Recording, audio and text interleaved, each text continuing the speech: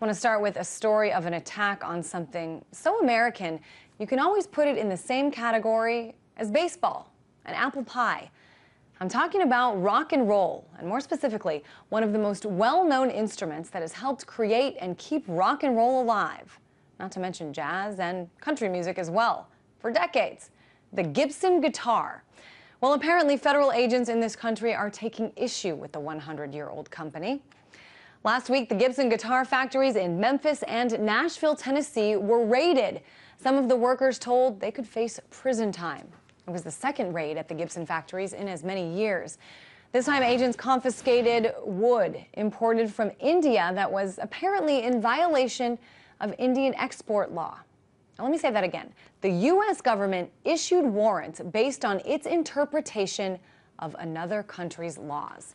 Now, I should mention, there is a law in this country. It's called the Lacey Act. It requires companies to make detailed disclosures about wood imports and bars the purchase of goods exported in violation of a foreign country's laws. But is this part of a larger and dangerous trend? There is one man who says yes, radio host Alex Jones in Austin, Texas. Oh, actually, we are going to talk to the CEO, Henry Juskowitz, the CEO and chairman of Gibson Guitar. Well, what happened was, I was at home coming into work, and I got a call that federal agents had come to the office and are in my office and have sealed my office shut. They are pouring over the corporate headquarters, and they have also gone to our manufacturing plants.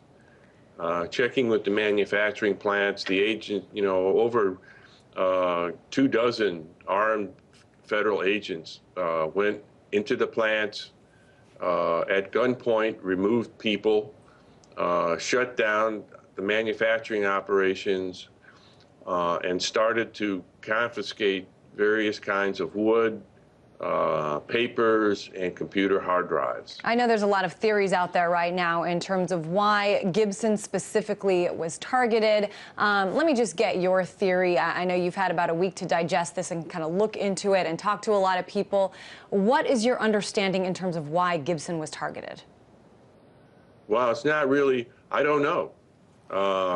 The Justice Department is not talking to us. We haven't been charged. So it's impossible for me to determine what is the motivation for singling us out, and we are being singled out. Other companies are doing exactly the same thing with no consequences. So obviously we are being singled out for some reason. No one has told us what it is, and some people said perhaps it's political motivation. Well, it may be, but I don't know. Political in what way, Henry? I don't know. There's some political agenda that I'm not aware of. Pretty interesting. Talk to me about Gibson itself. I mean, we mentioned earlier, this is just a long time, more than 100 years, I think, American company. Even during the recession, you guys were adding jobs, not cutting them. Talk to me a little bit about the company.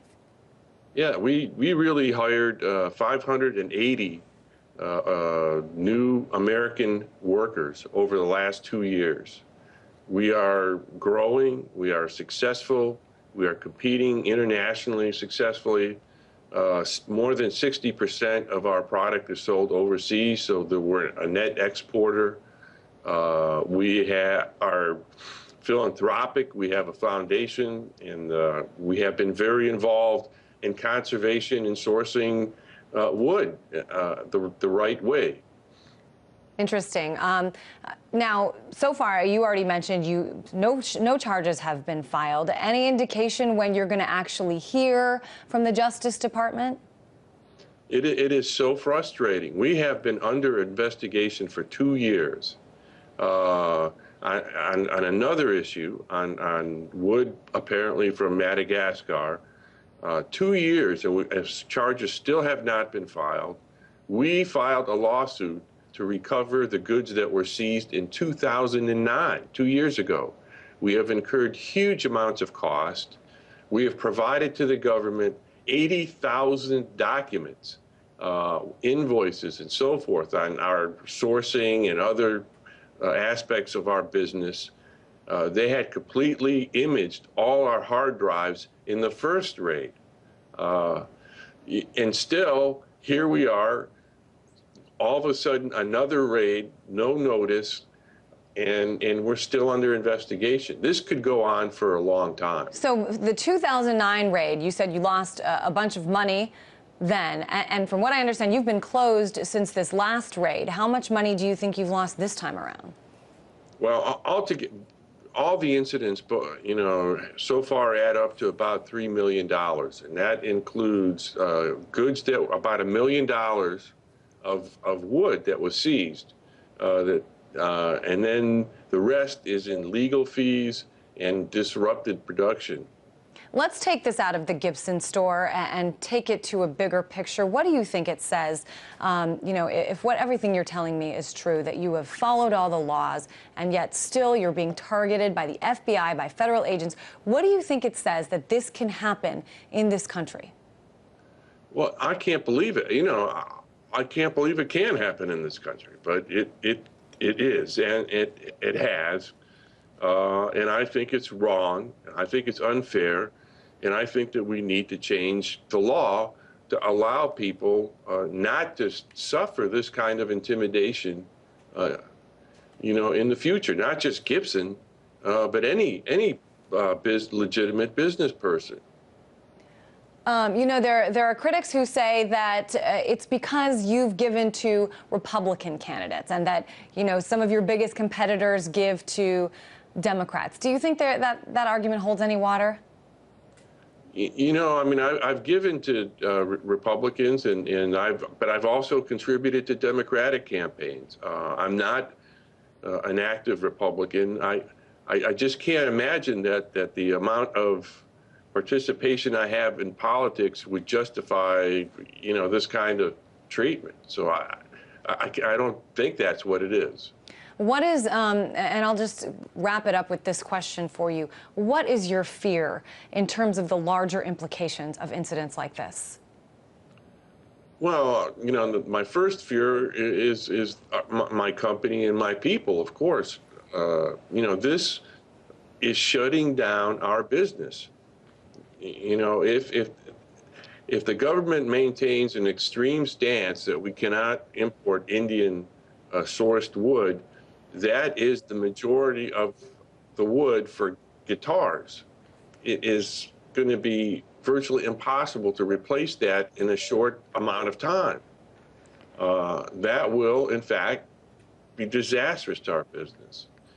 Secondly, it's the fact that this federal process doesn't allow due process. We have not had our issues heard and adjudicated by a court of any kind. We have nowhere to go to raise our hand and say, pardon me, that's wrong. I have proof. Someone needs to, you know, an independent third party needs to say, yes, you are, no, you're not. And we haven't got that ability at this point. Well, Henry, then why don't you just move Gibson to India? You could certainly get cheaper labor. Would you consider doing that? Well, you know, we have to stay in business. I am hopeful that our public relations campaign and talking to you and the folks out there will generate enough pressure that we can get our grievance heard and addressed in a fair manner so that we could put this to bed. And that was Henry Juskowitz, CEO and chairman of the Gibson Guitar Corporation.